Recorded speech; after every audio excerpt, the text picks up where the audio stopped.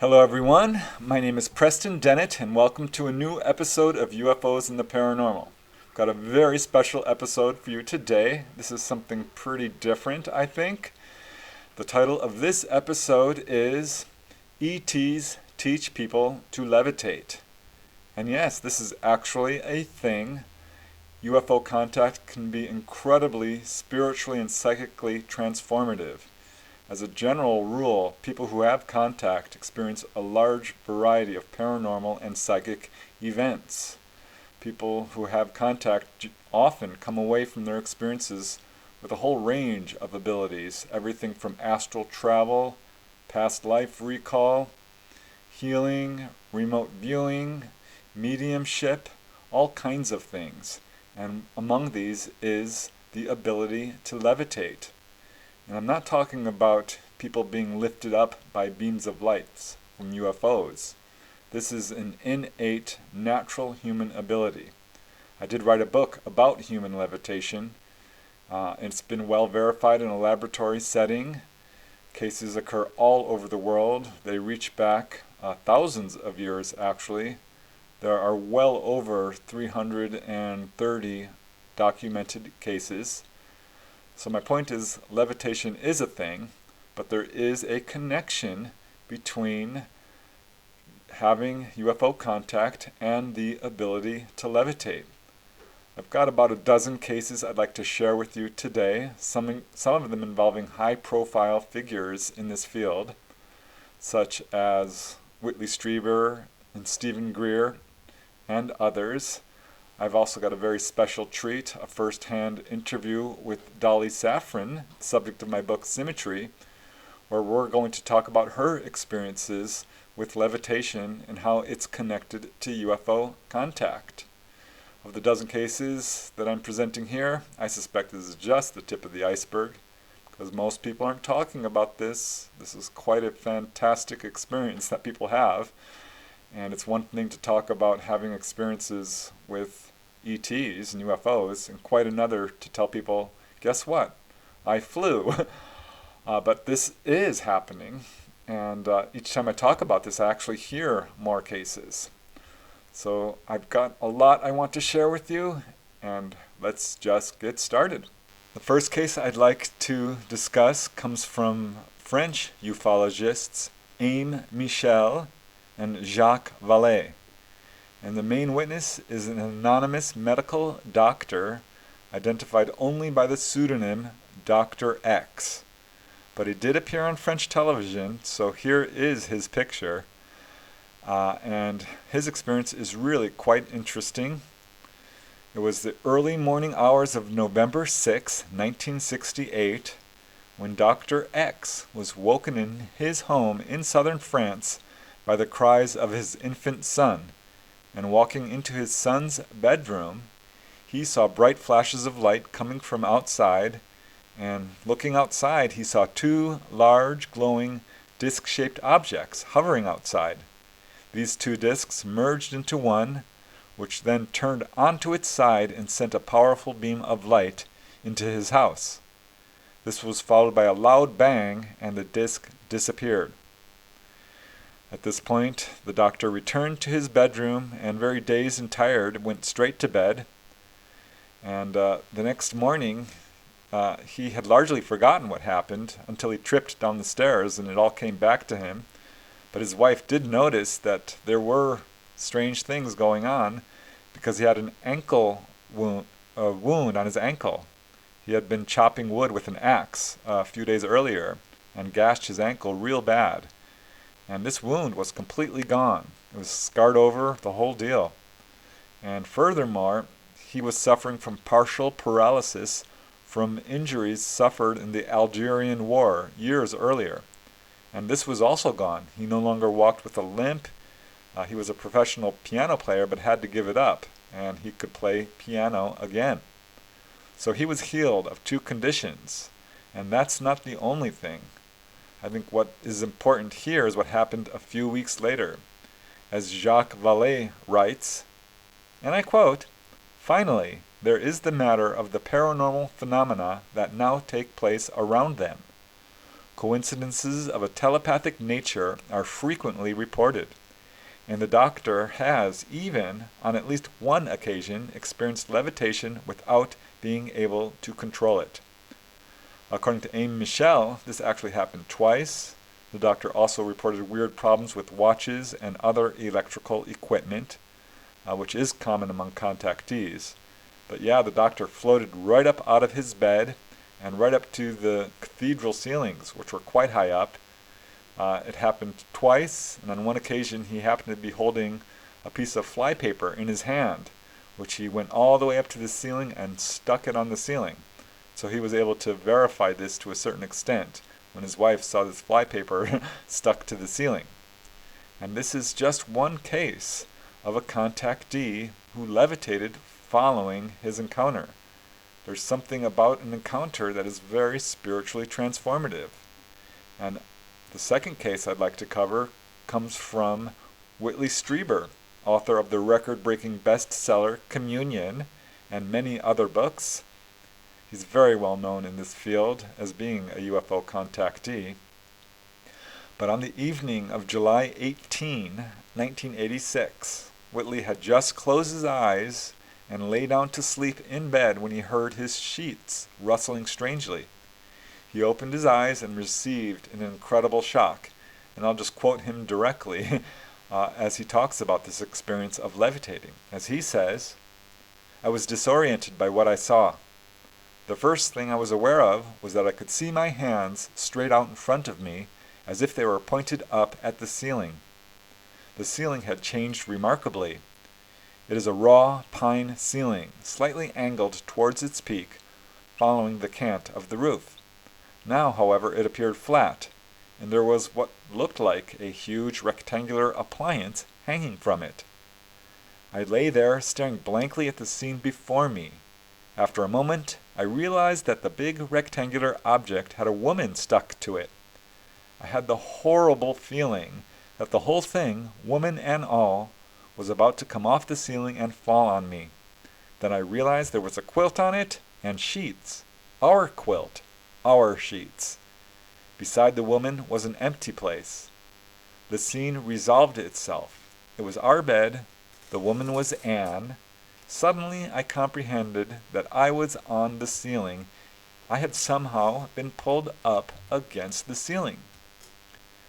So at this point, Whitley felt as though he was starting to move through the ceiling itself, but he sank down and floated up again, up and down a few more times, and was not really able to control it. Then, as Whitley says, a short time later, I went spiraling down to the bed, moving through the air quickly and landing softly. I had not been unconscious when this took place. I had not been asleep. There was no amnesia and no confusion. I was aware of the fact that I had risen up to the ceiling, remained there for a period of time, and then floated back down to the bed. So following this, Whitley did fall asleep, but events weren't over yet. As Whitley says, "Even the next morning, I did not feel normally heavy. The mere act of walking fast produced in me the impression that I might take off again." So this really impressed Whitley, and he started asking around. He talked to some other contactees and learned that his experience was not unique. As he says, and again I quote, "Recently, physical levitation has been associated with a number of contact cases. In January of 1988, I met another person who has had the visitor experience. When she finally felt comfortable with me, she told me the thing she considers strangest about her encounters. I levitated, she said, with a defiant expression. I'm sure I did. 2 months later, another woman had a levitation experience strikingly similar to mine." So it's clear to me that this is a byproduct of UFO contact. And consider what happened to Dr. Stephen Greer, MD, who's very well known for starting the group CSETI, the Center for the Study of Extraterrestrial Intelligence, and has also spearheaded largely the disclosure movement. It was October 1973, and Greer was celebrating his 18th birthday. He had gone hiking in the mountains outside his home in Boone, North Carolina, when he saw a UFO. It was a short time later he was approached by a, quote, an extraterrestrial biological life form. The next thing he knew, he was being transported into a craft, and on board he was greeted, he says, by short, 4-foot-tall humanoids with soft, deer-like eyes. The craft turned transparent at one point to reveal a beautiful field of stars, and what followed was for him a deeply spiritual experience during which he and the ETs meditated together and experienced a cosmic consciousness. So Greer had no fear during this experience. Instead, he calls it, quote, an incredible encounter, entirely different from stories usually circulated about extraterrestrial contact. I wouldn't call it entirely different. There's a lot of stories very much like this. But at any rate, this experience ended. He was removed from the craft and placed back near his original location. But it was what happened immediately following his encounter that left him even more amazed. As Stephen Greer writes, and again I quote, I found myself back on the mountain under the beautiful starry sky, only to experience another strange phenomenon. I was perhaps 100 yards further down the gravel road. As I started down the mountain, I found that with each step I was in a state of near weightlessness, as if walking on the moon. My steps were actually leaps of 20 to 30 feet at once. It was more like floating than walking. There was a strange magnetic anti-gravitational effect around me, making me lighter. It wasn't a product of my imagination. My physical body was light. I was just as happy as a lark. Here I was, fresh from this experience on an ETV, and now bounding down the mountain, traveling in boing, boing, boing leaps across impossible distances with each step. It was incredibly blissful. As I got closer to town, the phenomenon faded and my weight returned to normal. So again, this is clear. This is not an out-of-body experience. This is happening during full waking consciousness. Greer was totally amazed by this event, and following this encounter and this levitation event, he began meditating regularly and calling out to ETs telepathically. And it was just a few years later that he had another incredible levitation experience. And as Greer writes in his own words, as I was walking in the field behind the manor where we were working, I spontaneously, without effort or forethought, levitated. It was reminiscent of the prolonged experience of bounding down the mountainside after my ET encounter in October of '73. This time, I just lifted vertically, maybe 2 or 3 feet above the ground. Instead of walking to my destination, I glided there in an upright, vertical levitation experience. And then at the moment my intellect kicked in and I exclaimed, "My God, look what's happening! How can I be doing this?" I settled down to earth. It was halted by my own intellect and ego. So following this, Greer came to the conclusion that all humans likely can levitate. And I really like what he says about this.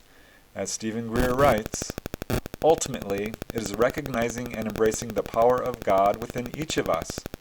After this experience, it became increasingly clear that we have within us any capability and that anyone can acquire and develop them.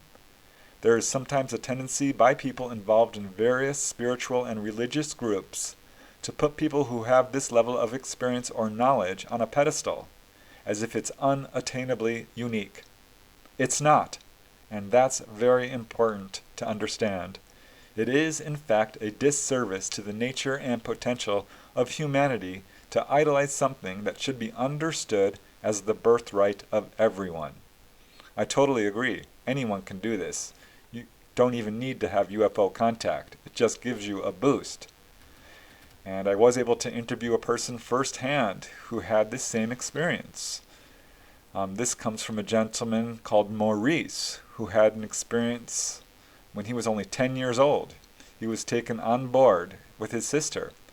As Maurice says, and I quote, "I have shared many times how, in 1966, my older sister and I were taken on board a UFO.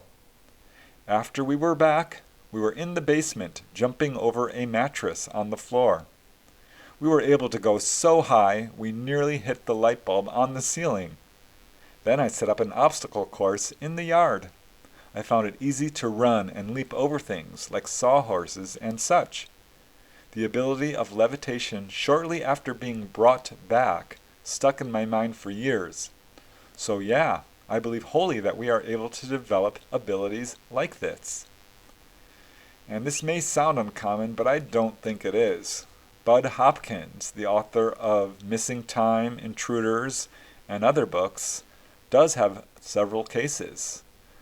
He interviewed a gentleman he calls Spencer, a television anchorman turned entertainer, who is also a UFO contactee.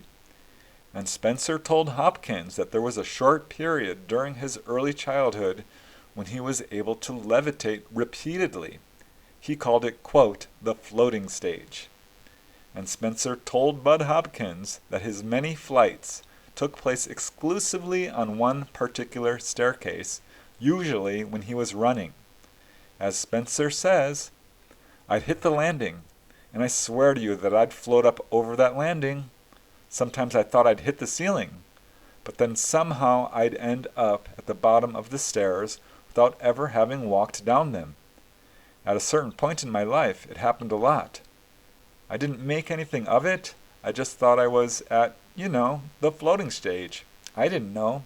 I was a kid. I thought everybody floated." So at the time that Bud Hopkins was interviewing Spencer, he speculated or concluded that it was the result of a UFO experience, but he wondered if perhaps there was a UFO above the house levitating Spencer. However, Spencer did not agree with that. He saw no light beams or anything, nor was he taken on board during these episodes. And Hopkins has another case. He recounts another contactee and his brother. And the brother, whose name is Peter, reports that he often flew as a young child, not only at his home but at a friend's home. As Peter says, and I quote, "I was doing it in my bedroom. I was doing it at Eric Avelar's house. I'm flying around his room. That's right. I remember that, in the bedroom.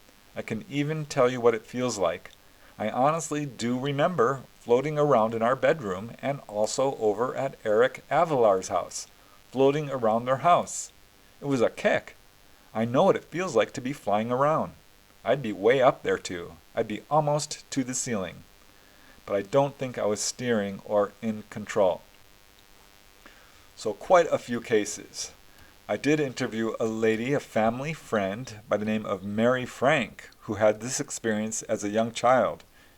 At the time I wasn't aware that she was a UFO contactee. I didn't think to ask, but later she did tell me that yes, she has had experiences.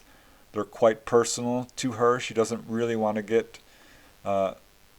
involved in terms of an interview formally. It's all very personal to her, and she just doesn't want to share these experiences she's had as a contactee. But she was happy to share her levitation experience. It occurred back in 1951 when she was 8 years old. As Mary says in her own words, "My parents were taking me to the doctor. The doctor's office is a fairly large office building, an older building in Chicago. We got off the floor at the doctor's office. It was a square-shaped building, and to get to the office that I had to go to, I had to walk 3/4 of a square all the way around to the other side. So kind of a horseshoe. And as Mary says, I ran ahead of my parents, and I had a sensation of light changing in the corridor. It wasn't a bright light, but it was more like a glowing feeling. I felt like the faster I ran, this glowing feeling around me, not in myself, but in the exterior around me, intensified. And I felt my legs no longer touching the ground. I felt that I could fly, and I looked down and I was flying. And I didn't go very high because I was inside, but I was at least 3 feet off the ground. And it lasted for however long it took me to go around the corner, probably 30 seconds. I flew around the corner inside the building. Nobody was there. I was ahead of my family. I was going fairly fast. It was more like a floaty, well, it wasn't probably too much faster than a really fast run, except I wasn't running. I remember the sensation of flying, and I felt elevated. I was steady as a bird. I do remember thinking, oh my God, I'm flying. In other words, recognition came right away. I remember being very, very astounded by it, totally astounded. It was amazing, but not scary, because I felt safe. I was amazed. It was neat. I wasn't thinking anything but how neat it was. You know, I was a kid, and at that age, anything seems possible. Sort of, wow, I learned to fly. And Mary continues, when I came to my feet, I had this sensation of being placed down as opposed to falling or all of the sudden not flying. I felt almost placed back down on the ground. That's what I remember. I remember running back to my mom and dad, telling them, you won't believe what just happened to me. I just flew around the corner. And when I tried to tell them about it, they said, of course, yeah, sure. But no one could ever talk me out of the fact that I had flown, because I felt I had. So there's another experience, and there are quite a few others. There's definitely a strange connection here between UFO encounters and human levitation. Not too long ago, I did interview another contactee who does not remember levitating herself, but was told by her mother that she saw her child, the contactee, as an infant, floating a few feet above her crib. It freaked her mother out. She quickly scooped her up and put her back into bed. Here's another case involving a gentleman who I did interview personally. He's a Marine officer, a good witness. But in 1953, Ramon, as I call him, was only 6 years old. He was living in a government housing project with his family in the Hansen Dam area of Southern California. This is in San Fernando. And at that time, he had experienced a series of 3 onboard experiences with this UFO that was landing near his home. And it was just a few hours after the first of these experiences that he began to spontaneously levitate. After being let out of the craft, he went back into his home, and as Ramon says, I went to my room and I closed the door. I had this real comfortable red patch sofa, and I sat down upon it. I don't know how this happened, but I began to levitate inside the apartment. I went straight up and I started to touch the light fixtures. I touched the curtains, the curtain rods. I used my hands to walk across the ceiling. And then I went right back to the top of the sofa, and I went straight down. So he was super excited. He ran out of his room and told his mom, "Mom, I just flew." His mom was disbelieving and sent him outside to play hide and seek with the neighborhood kids. This was early morning when this happened. And while playing this game, Ramon levitated again. Because he had just joined the game of hide and seek, he was designated as the seeker. And as Ramon says, I started counting backward from 100, and I got down to about 70, and I went into a stupor. It was like I just fell asleep right there, and the next thing I knew, I'm on top of the roof of the housing units, and I'm able to hear the children wherever they are, underneath a car, behind the bushes, or wherever. And the next thing I know, I'm standing right in front of them, and I brought them back to the tire. That was the place where everyone hid from. And as Ramon says, then I started walking away, and this thing repeated itself. I went back to the top of the roof. I don't know how I got there. I just levitated right back up on top there, and I could hear the children. And I went to the next group, and they became frightened. So at this point, all the kids were freaking out. They asked him, "How did you do that? How is this happening?" He had no explanation to give them. He didn't fully understand it himself. It just happened spontaneously. And not surprisingly, this did break up the game of hide and seek, but it was not the last time Ramon levitated. It was 1 week later when it happened again.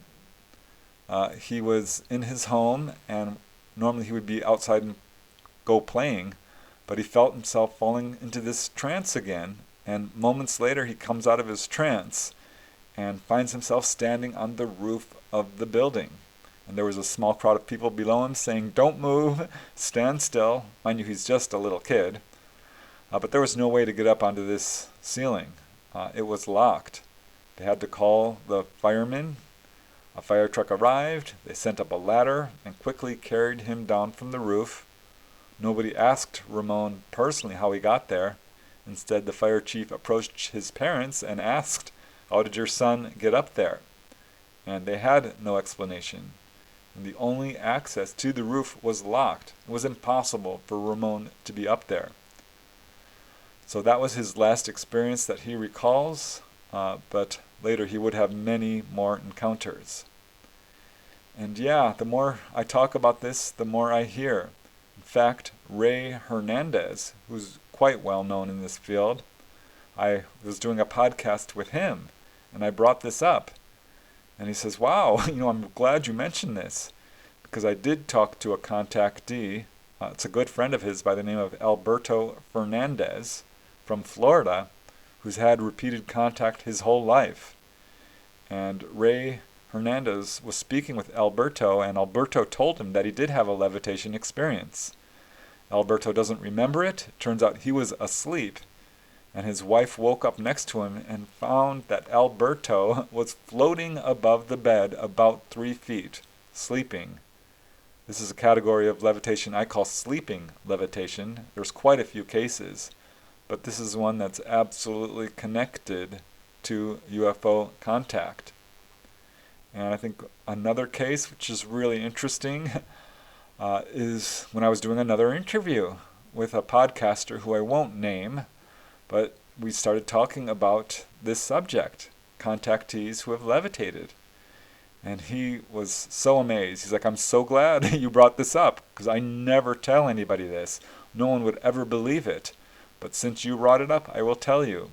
And he said, and I quote, "When I was a kid, I used to be able to levitate. One time I did it and I got stuck on the ceiling. I remember that. It happened."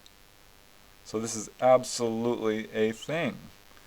And to close this off, I'd like to bring on one of my favorite contactees, really one of my favorite people on earth ever, and that's Dolly Safran. She's the subject of my book, Symmetry, A True UFO Adventure. She's a fully conscious contactee and has had all kinds of really amazing experiences, and certainly this involves levitation. And she is going to share with us some of her experiences with levitation. Hello, Dolly. Thanks for joining me today. Preston. Yeah, as you know, I'm doing an episode on human levitation and how ETs have taught people to levitate or are levitating as a result of contact, or the whole connection here. Okay. And know that in our book on your experiences, the book Symmetry, A True UFO Adventure, you talked about some levitation experiences. This was something I asked you kind of out of the blue because I was doing research on this and had discovered there is definitely a connection between levitation and UFO experiences and contactees having this ability. And I would really love to talk to you about it a little bit more in depth than we covered in the book. Okay. Because I found a lot of cases, and it's really amazing. So I know that we covered at least 4 specific instances and some psychic stuff that I think is connected to this, telekinesis and such. So I thought we would just go through some of these and explore, your thoughts on levitation. And when I say levitation, this is not ETs lifting people up on a beam of light. This is something that's internally generated, I believe. So, yeah, you had this experience. I think the first one was when you were just a wee little thing, 2 years old. Oh, I was 10 months. Oh, really? Yeah, Or no, 10 no, not months. not the one in the crib. Well, okay. 2 years old. Yes. That Because was on my own. Yes. yeah, because the one in the crib was they were lifting you up, right? Right. Yeah. Yeah. So, yeah, I'm talking about that experience you had at age 2, where Right. you're. I was looking for a hiding place. Yeah. Let's cover that one. This is Okay. interesting to me. My mom would play games with me sometimes, and to keep me occupied while she was doing housework, she'd say, "Let's play hide and seek." And so this became a regular thing, and especially when she was pregnant. And I was constantly looking for the best place to go. And I looked up at the closet one day in the hallway and I thought, and I knew there was nothing up there. And she had a hard time getting up there, let alone anybody else. So I wanted up there. And I kept thinking, how am I going to get up there? And I thought about a chair, thought about her step stool, none of it helped me. And then I thought, okay, I want up there. And I kept staring at it and thinking, oh, just up, up, up. How do I get up? And the next thing I know, after about an entire afternoon of staring at it and thinking this, I suddenly shot straight up and went toward the door pretty quickly. And I slammed it back as I approached it. And then I went in and I curled around in it and I shut the door and I started laughing because I realized that I'd done it. I laughed hysterically for a long time until she found me, and she couldn't understand what she thought I was laughing at her not finding me. I was laughing because I had just levitated myself up into the top of that closet. It gave me all kinds of ideas and then became my quest to keep levitating. I would do anything to do that. I mean, oh my God, think about it. So, yeah, that was the biggest day. She freaked out. They changed all the locks. She called my dad. They bought a dog. They were so worried that somebody was in the house messing with my mom, but no, it was me. All right. So there's no way you could have climbed up that. No, no, it was a Florida closet. They have the doors. The height of the doors is probably 7 feet, and then above the doors are the two closets, and they have the swing doors. You know, they go back and forth, and that's a good 8 feet up. And the hallway was about 3.5 feet wide. There was no way I couldn't have done my arms on the hall or anything. I was just two, so yeah, no way up.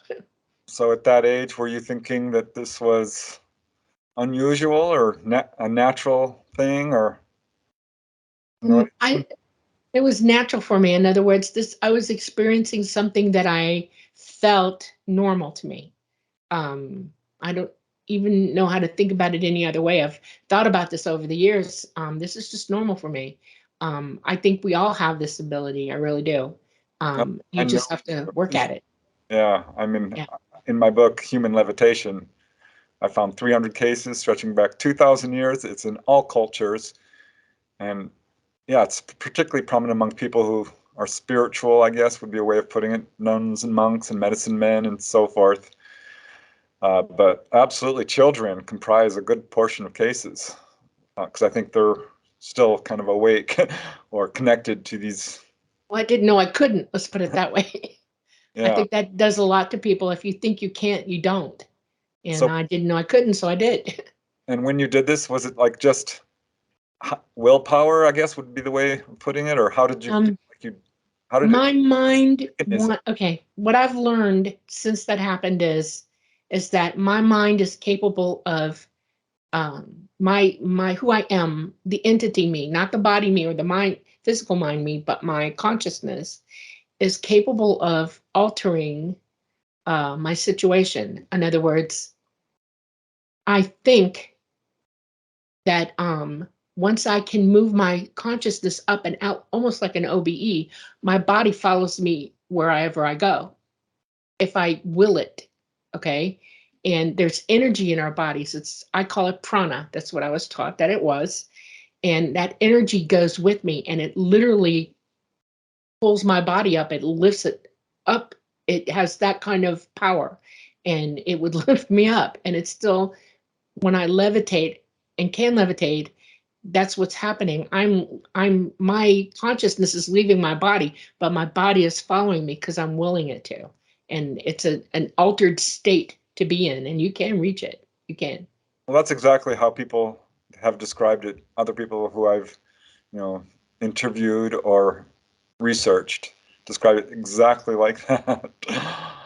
So this, that closet incident was not a singular event. You went up to the closet again a couple of times. Is that right? Yes. Just cause in the middle of the night I'd get up and wander around the house, and I practiced. I would do it over and over and over again. I started, we weren't out in the glades yet. We were near a lake, and I had the ability to go outside when I could get outside and find trees. We had lots of trees, and I found out that I didn't have to climb. I could lift myself up into the tree and just hang out there, which became my favorite place to be. Then I started walking out. When I got older, I started walking physically out of the house and thinking about it and actually lifting straight up into the air. And I could move around our property. I could go around, or, about a mile away and come back. I didn't have the guts to go to downtown Miami and the beach, but I was at least within the area that I felt comfortable in. I did that at night a lot.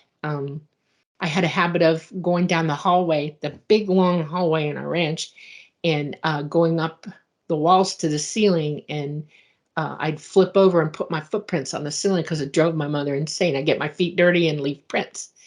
And one day, Little practical my joker, you. pretty much my brother caught me and wanted me to take him. I was outside and he wanted to come up in the tree with me. I was way up in the tree. He's only like a year and a half, 2 years old. And well, he was 2 because I was 5. And I brought him up in the tree with me. I levitated my own brother, which kind of was amazing that I could do that. I took him, I physically held him, and his weight came with me somehow. And I found out that I could lift objects that way, hold them. I got him all the way up the top of the tree, and my mom, mother's got a sixth sense, okay? And she came out looking for us, and she's like, Dolly, Dolly, and I'm not saying anything. It's like, no.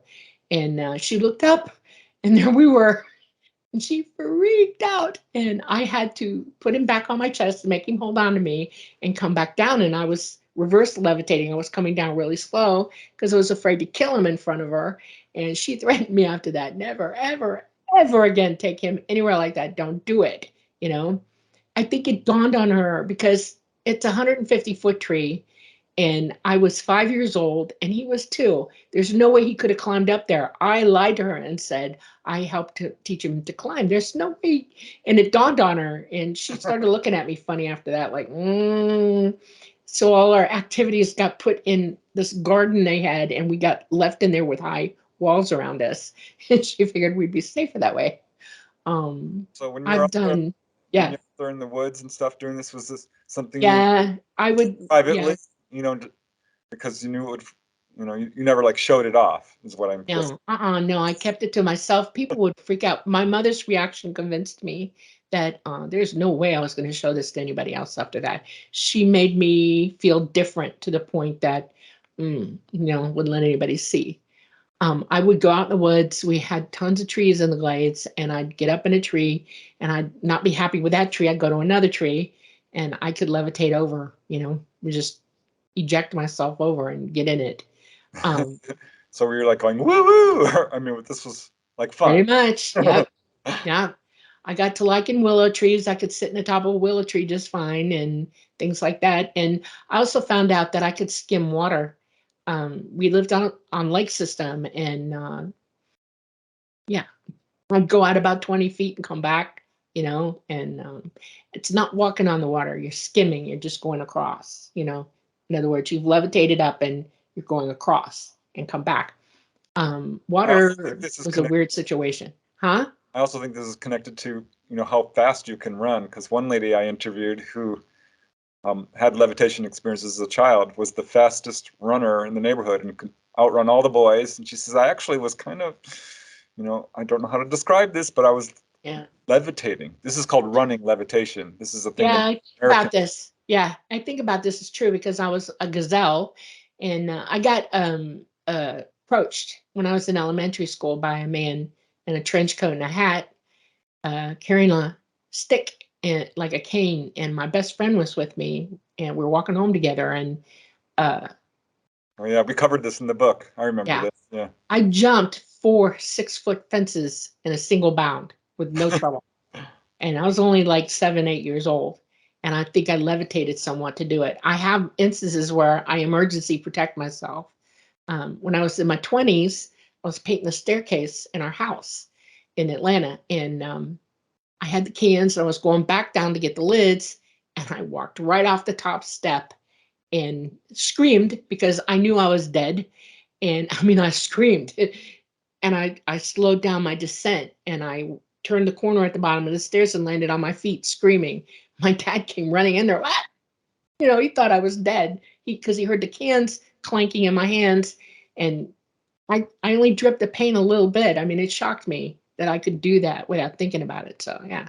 Yeah, that's called a crisis levitation.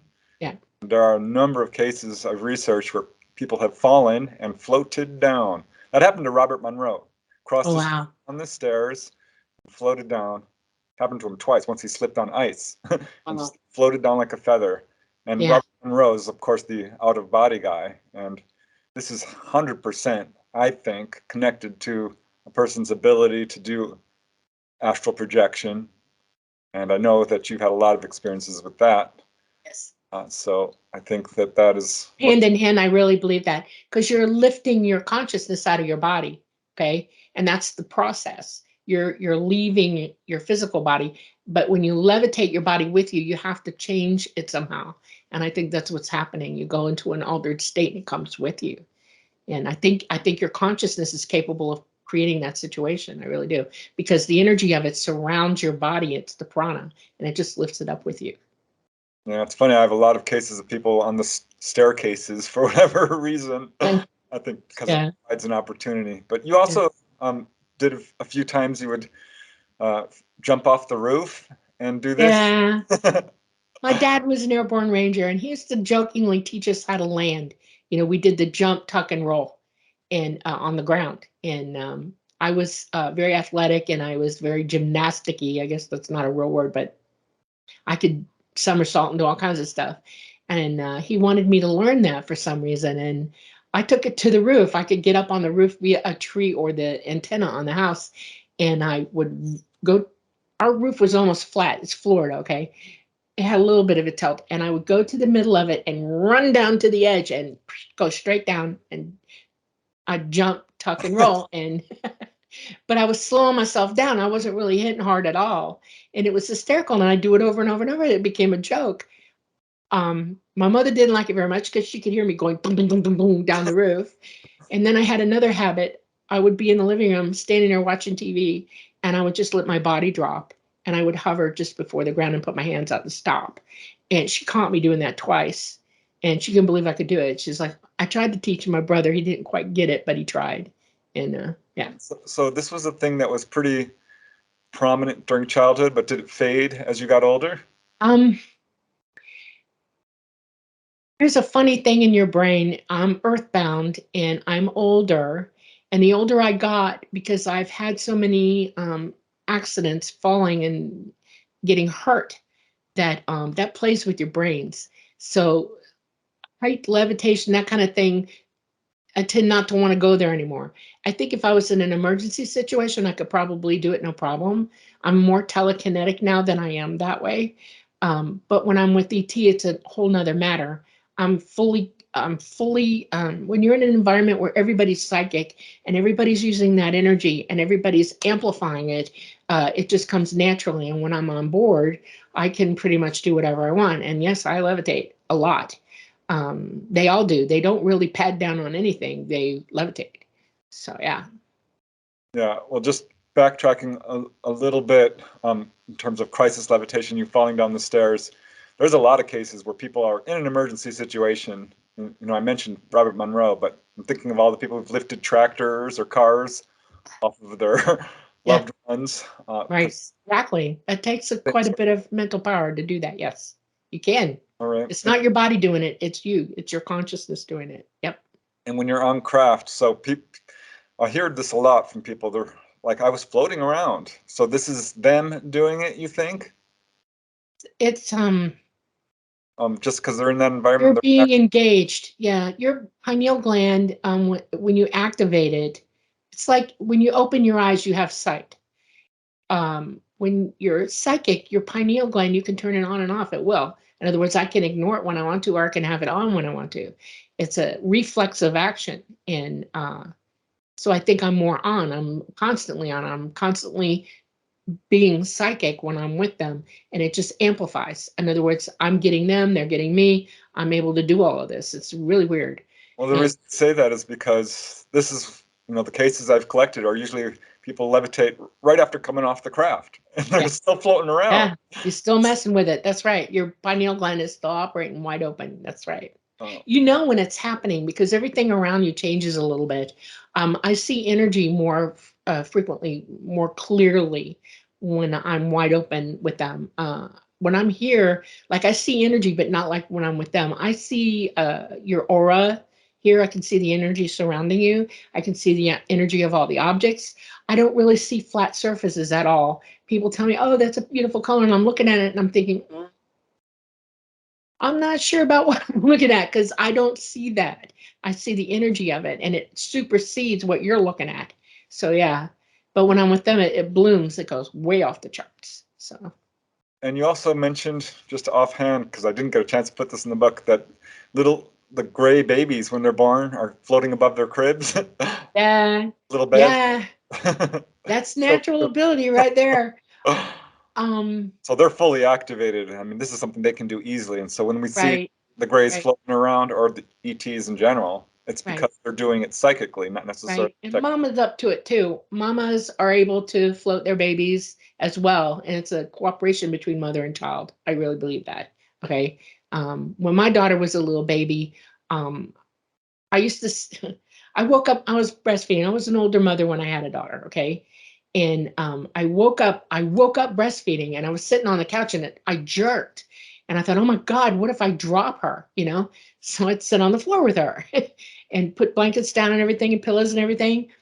And I realized something that I wasn't hardly even holding her, she was literally levitating in my arms while I breastfed her because I was terrified of letting her hit the ground. And I thought, oh, wow, I can do that. And Mama on board said, yeah, that's a thing. ET mothers kind of tend to do that, you know? So, Yeah, there's all hey, kinds of accounts of babies yeah, falling out of windows and stuff, and they're not hurt. Uh, correct. so I think that they have that ability or something. Something's going on here. That's right. Yep. Uh, A female who has a baby, all your senses are heightened, including your sixth sense. Mothers are intuitive. That's a thing throughout our history that we all know. Mama always knows something. Our sense of smell, we know. I can identify our babies by their smell. We know what they hear. We can identify the sound of our baby's voice above all others. We're capable of being connected to them. We know when they're hurt, crying, or whatever. We don't have to be in the room. I mean, there's a long list of what happens to you when you have a baby and the connection between you and your child.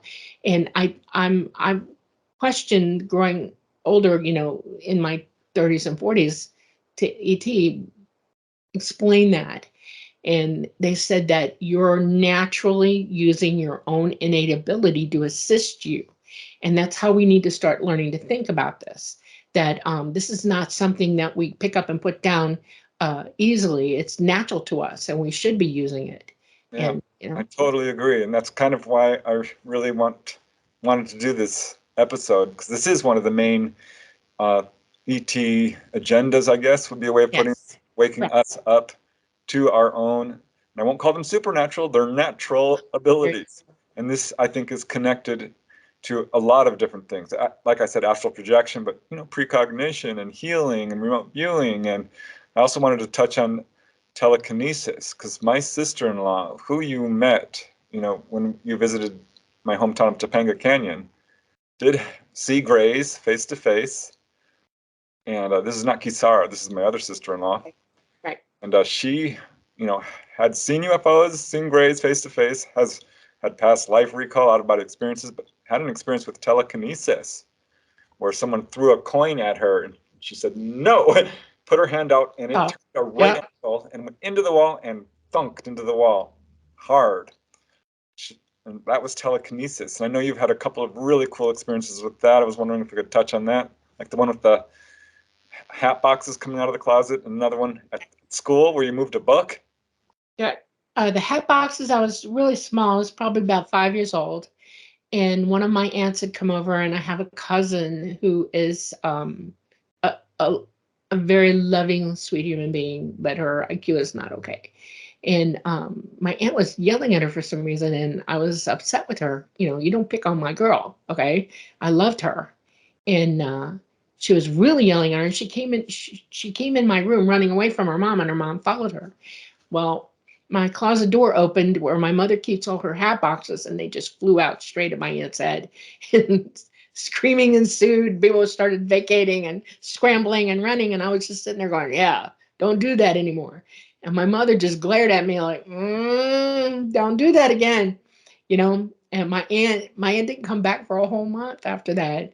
And and it's weird because it spiritually woke her up. She said, "If you can do that at that age, I'm going to learn how to do this."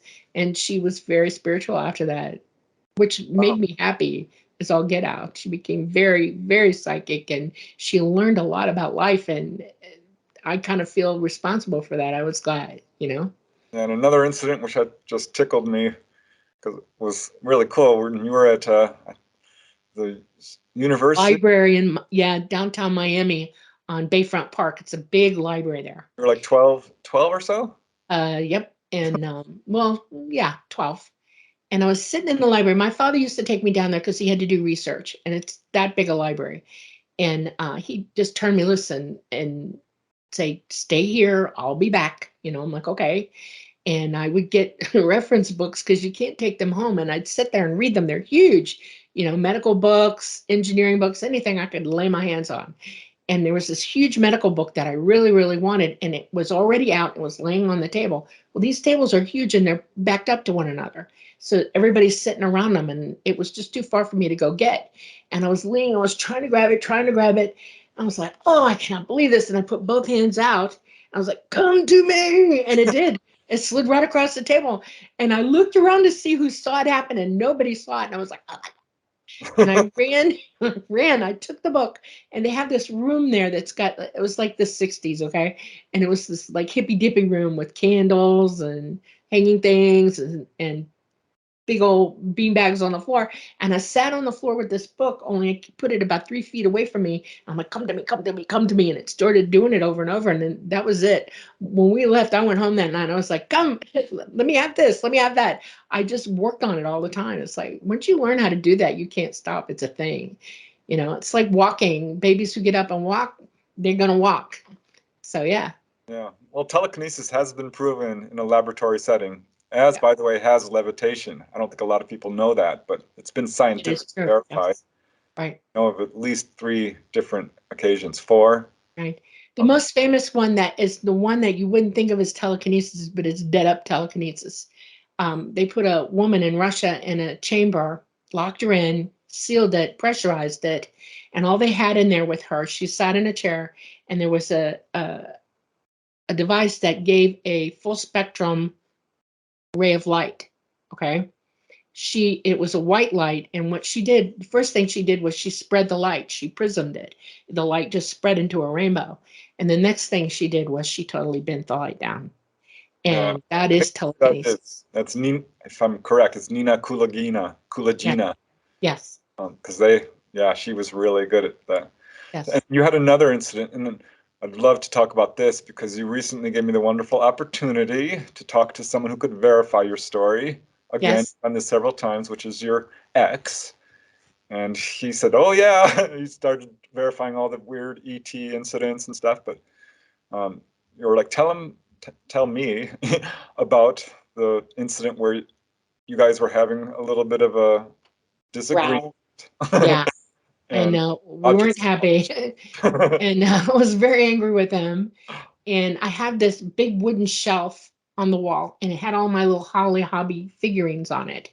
And he was standing there, and he balled his fists up, and that's all I need. That's all I need to see to know that I'm going to react to that. And 2 of the Hobby figurines came straight off and went straight for his head. And he ducked, and they smashed into the wall behind him. And then when that wasn't good enough for me, all the rest of them came, and 2 of them pelted him pretty good. And he just walked out the front door and didn't come back for an hour. He Yeah, was like, "Is it that over happened now?" at times. He said that was not the only incident. No, no. I have a tendency to draw all kinds of energy. We lived in Stone Mountain, and we're literally right under the mountain. And granite's a conductor of electricity, and this was an old house, and we are getting ready to rebuild it. And I'm a lightning drawer for some reason. Lightning, oh my God. And there was no storm, nothing, but suddenly out of nowhere, this bolt of lightning hit the masthead above where the electricity comes in. And every single thing in our house that was electronic and plugged in exploded, including the microwave. And I was in the kitchen. Um, I put up a barrier around myself to protect myself. I've been struck by lightning in my youth, and I did not want to go there again. And I fell to the floor as I was doing it. Patrick was in the house, my ex, and saw a blue-white light surround me when I did it. He thought I was struck. No, I was in protective mode. I'm not going to go. And I went straight down, and it freaked him out completely. It completely freaked him out. Yeah, and I think Yeah. this is connected to why you can't wear watches and No. other No. Yeah, how I just did it again the other day. I was walking in the laundry room of the house, and I went to turn on a light, and it knocked the whole light panel out. I was like, oh no. I was like pushing breakers and stuff, trying to fix it. It was not a happy cat. I have to ground. When I go to touch anything, I have to ground. I'll arc on it. Yeah. All right, yeah. Well, this is cool. This is exactly what I wanted to talk about. Okay. Because this is so common among contactees, and as you know, I found a dozen cases, and I think there's a lot more because people have a Wow. tendency not to mention this. You didn't mention it when I was interviewing you. I was Well, it's hard to body- talk to people. That's why I'm glad you're doing this, because people need to talk. I mean, I would love to hear what other people have to say. I'm kind of encouraging it right now. If you got a story, tell it, because we all need to get on the same page with this. We all need to admit that we have these abilities and use them. That CT's found this desire that we do that. So, Yeah. All right. Well, that's awesome. Thanks so much for sharing these really cool stories. And welcome. it's awesome that, so many people are experiencing this. And I think that shows, how contact can be very spiritually or psychically, probably is a better word, transformative Yes. and awakening and bring people to a new level of becoming a complete normal human being, is how I'll put it. So just Exactly. to close this off, is there anything you want to say that we might have missed in terms of, experiences and the mechanics of this, or any last messages you want to give to people? Just that in the mechanics of this, the one thing that will shut you down is negativity. Okay, anger can make a telekinetic emotional tirade in your brain, but mostly when you're trying to use it in a controlled way, it's not anger, it's not high emotion, it's not negativity, it's all positivity. So you have to learn to reach that part of your brain. That one's better at it than the anger part of it, the poltergeist stuff. So just remember that. Very cool. Well, thanks so much, Dolly. That was Welcome. awesome. Welcome. I always enjoy doing these interviews with you, and I always learn something. So thanks so much. Welcome. Bye. Bye. All right, there you go. A dozen cases of contactees who have levitated or learned how to levitate as a result of their UFO encounters. I did cover these cases in my brand new book, Not From Here, Volume 4. And of course, Dolly's story is covered in my book, Symmetry, A True UFO Adventure. And if you want to learn more about levitation in general, definitely you might be interested in checking out my book, Human Levitation, which covers basically the entire history of this subject on our planet. And as you can see, human levitation is a natural human ability. We all have this ability. ETs are trying very hard to wake us up to our natural human abilities, and levitation is among the most dramatic of these. But it's all connected. And I think it's really important that people know about this and try to develop themselves psychically and spiritually. That's really why I wanted to do this video, because it's so fun and interesting. And just imagine being able to fly. Wouldn't that be awesome? So that's it for today. I really want to thank you very much for watching. I truly appreciate it. And until next time, keep searching for answers. Keep asking questions, And most important, keep having fun.